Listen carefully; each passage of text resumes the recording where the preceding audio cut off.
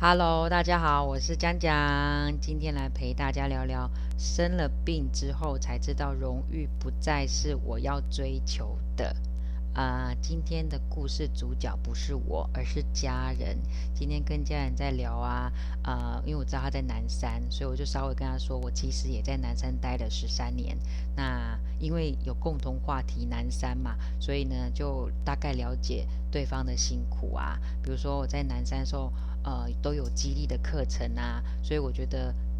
真的学到很多。那当然，这些激励的课程可以把人的潜力给激发出来啊，就好像我现在帮大家上课，可以把大家未开发的功能给开发出来是一样的。所以呢，那13年确实我在那边也学到很多很多，但是也因为学得多，也慢慢被塑造成那个样子。那先大概跟大家讲，其实在里面呢，你可以学到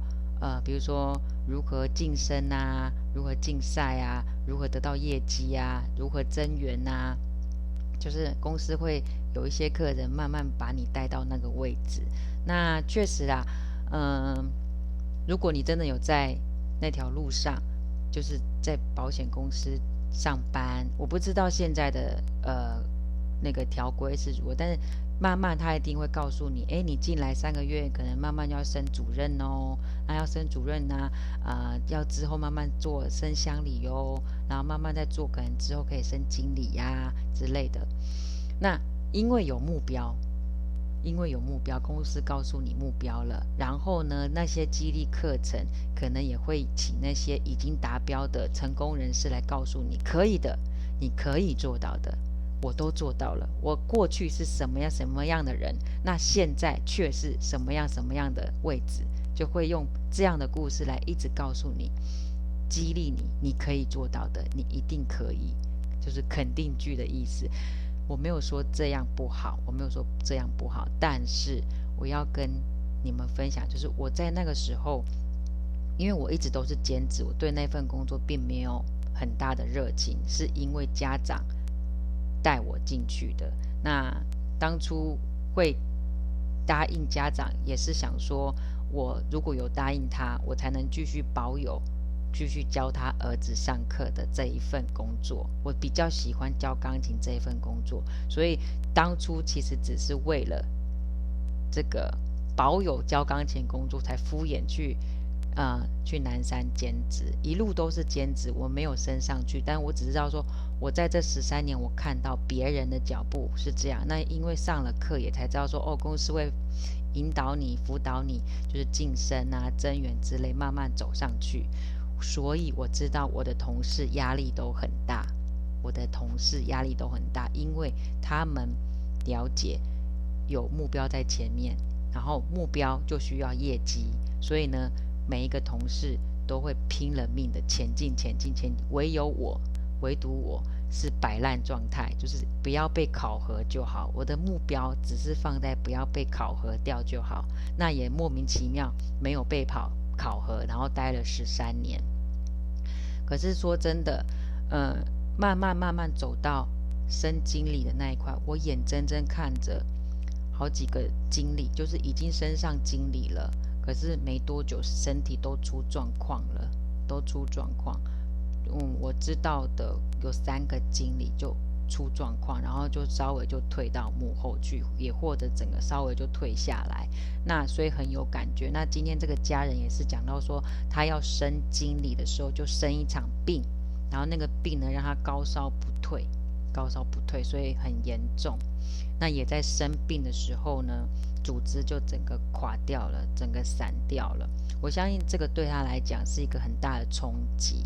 可是我觉得他很棒的是什么？他在这一场生病当中找到最有价值的，就是他找回他自己要的是什么。刚刚讲了，你在公司里面会有很多课程，他会把你塑造成你要往前走，不断往前走，不断往前冲的人，甚至你带人，不断的带人进来，不断的带人进来，不断的往上，就是组织慢慢庞大，你就慢慢被推到上面的人，这样子，这是被引导出来的。那时候确实觉得荣誉感很重要。比如说，我知道有半年一次就竞赛晋升，就是半年你有达到业绩，公司就会送你出国去玩这个什么登高峰还是什么，忘记疾风吗？我离开太久，我已经忘记。但是我意思说，你就会知道，在那个时候，你对那个是很在意的，怎么可以没有达标呢？每半年都出国旅游的那些，不管是主任也好、乡里也好，或是经理也好，你每半年都达到业绩的人，你就会为了下半年要达到那个业绩，就会去做嘛，就会去找业绩来。那你说你会拥有，你会想要追求那一份荣誉感，可是是在不知不觉中就被塑造成这样的人。那也因为这样，想要拥有那份荣誉感，所以无形之中就给肉身很多的压力。或许你很认真在工作的当下，你不感觉到那个压力，但是肉身会疲乏，肉身会有一天受不了崩盘的时候。所以我才会刚刚讲，我那时候在里面的时候，就已经有3个经理因为升上去没多久，身体就产生了变化，所以他一路来这么多年来都在冲这样子。那这个家人也是一样。那他垮下来之后，我觉得他说没记错是他说在3·11大地震的时候生病的。那生病的那段时间，他说他的灵魂在日本救灾因为可能已经灵魂出窍跑去那救灾。但其实